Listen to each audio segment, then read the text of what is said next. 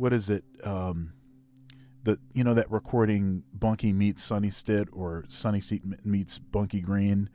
It's that record, and I was asking him about it, and he started telling me this story about it. He was like, yeah, he's like a young kid, and he's getting this opportunity to play with Sonny Stitt, like, one of the legends and everything. And I might have heard cut a couple cuts of that.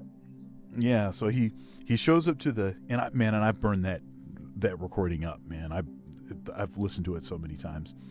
But he says he shows up to the studio. Sonny Stitt is already there, and he's warming up, and and it's Sonny Stitt, right? So he's playing like all this incredible stuff, right? So then Bunky, he kind of goes over. He's trying to get his attention. Hey, how are you doing? So then he looks over his shoulder, sees Bunky, and then starts playing even more incredible stuff, right? And he does this like does this like a few times, right? So like he keeps ramping it up, because he's trying to kind of intimidate the cat, right? So and then they did the session and everything. I played with somebody else that played with Sonny Stitt, and Eddie Russ, rest in peace, who was sort of a musical mentor of mine, and he was one of the only guys that ever really toured with Stitt, because Stitt, he would just go to whatever city, find whoever the cats were, and then cut a record that with standards, basically.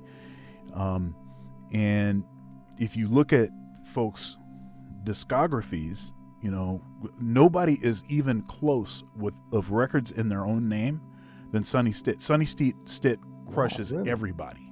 I had no idea. He crushes everybody by a lot. I'm talking about of recordings with his name on the recording, like where he's the artist. Yeah, not a side. Not a side guy. So anyhow, Eddie Russ actually toured with Sonny Stitt for a couple years, which was like unheard of. So anyhow, Eddie was in my band when I was a kid, and I would ask him, about Stitt and stuff, because Stitt's my hero, and so I would ask him about different things, and he would tell me stuff like, there's certain mannerisms that I had, like when I was playing, that at times reminded me of Stitt, like some of the signals I was trying to give him as far as ending a tune or something like that. And another thing he told me, and he was reluctant to share this, but I think he was telling me this because he didn't want me to emulate certain aspects of Stitt.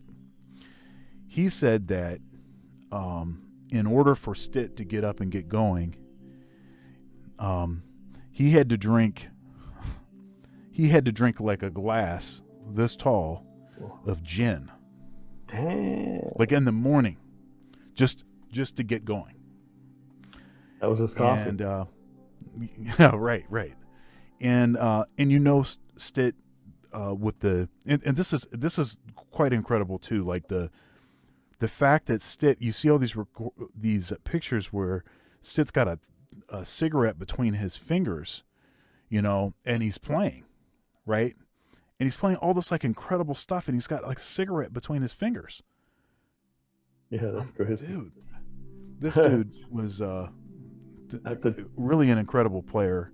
Obviously, probably starting with a big glass of gin in the morning is probably not what you want to do if you want to live for very long. That's clearing the vessel, all right. Yeah, that's right.